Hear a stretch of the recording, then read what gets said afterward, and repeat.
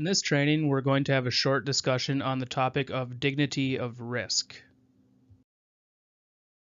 Dignity of risk is the idea that self-determination and the right to take reasonable risks are essential for dignity and self-esteem, and so should not be impeded by excessively cautious caregivers concerned about their duty of care. Let's break down dignity of risk into smaller pieces. We're going to go through all of these separately in the upcoming slides. So self-determination plus reasonable risks gives a person a sense of dignity, and that equals dignity of risk. Let's start by looking at self-determination. To get a really good understanding of what self-determination actually means, let's look at the self-determination theory. Edward Deci and Richard Ryan changed the way we think about motivation with this theory. Deci and Ryan believe motivation isn't determined by just external factors like money and social status, but it's also determined by intrinsic factors. These intrinsic factors are what motivate us internally and are equally as important. There are three aspects to this theory to have happiness in our lives. The first one is competence. Everybody wants to feel like they are mastering something. It is our job to identify what the person we're working with actually wants to master, and once they identify that, we're going to help them break things down into bite-sized chunks so the person feels like they are making progress toward that goal. The second thing we need is a sense of autonomy. People have the urge to shape their own lives, and so do the people we're giving services to. We need to give the person learning the opportunity to carve out their own path and to try to figure out things their own way. And lastly, relatedness, which is basically just an innate need for connection. There must be a community that can help the person learning shape their knowledge.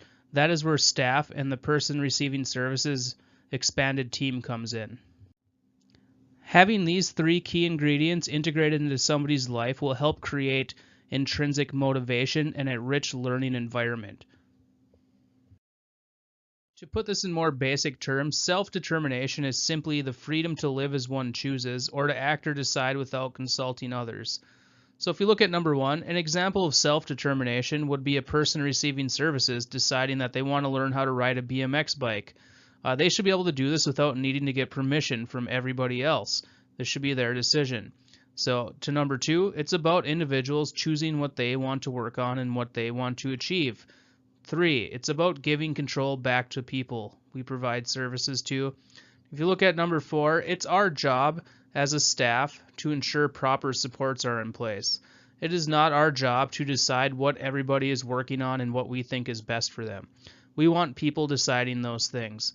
Again, our job is to ensure proper supports are in place once that person has identified what they want to work on. Now that we have talked about self-determination and how impactful it is on a person's life, let's talk about risk. Risk is any situation that exposes somebody to danger. Taking a risk could be something as simple as learning how to ride a bike. We have all taken risks to get where we are at in life. We literally take risks on a daily basis. If you drive to work, walk to work, bike to work, or take public transportation to work, you're taking a risk. As a matter of fact, you're taking a risk every time you step outside of your house. We need to be sure we are not trying to completely cut out risk from the lives of the people that we serve. If you look at any successful person in the world today, they have taken multiple risks to get where they're at. You have as well in your own life. They have failed numerous times to reach their goals, but in the end they eventually made it. And on their way to making it, they may have overcome some fears. Learning any new skill is a matter of trying, failing, and adjusting. Let's talk about riding a bike again.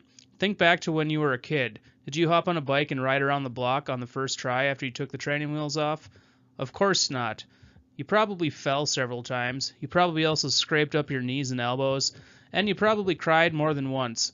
You were probably nervous and possibly even afraid of falling again. However, you kept pushing forward. You kept pushing at the boulder until it was in motion. Eventually, your reward was being able to ride the bike without the fear of falling and without any help. Sometimes I believe staff and people receiving services, family members, are fearful of things such as them falling off the bike and possibly getting hurt. Or maybe it's not allowing a person to have a girlfriend or a boyfriend because we're afraid of the heartache it may cause if there's a breakup. It could also be a team member stopping somebody from trying to live independently because they're afraid of them failing on their own. The list goes on and on. However, if we don't allow people to try, fail, and adjust, we can be sure they will never make progress. At that point, we're actually doing them a disservice, and we're putting a lid on their lives. What exactly is dignity? How does it apply to the people we provide services to? Dignity is simply a sense of pride in oneself or a sense of self-respect.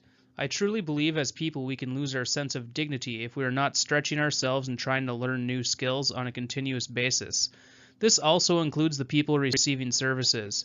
If we don't allow them to take reasonable risks and to learn new skills, eventually they will lose any sense of self-respect they may have had. Without learning skills and taking risks, life becomes stagnant and a person will begin to lose their sense of self-pride.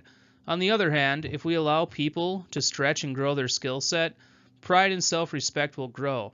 In turn, they will be happier and will have a sense of accomplishment.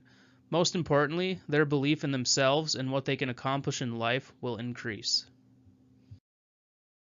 Now that we've learned about dignity of risk, let's look at duty of care. We have to find a balance between these two things. To give you a really basic rundown, with dignity of risk, we want to give as much control back to people receiving services as we can, while still keeping them safe to a reasonable degree. This is where duty of care comes in.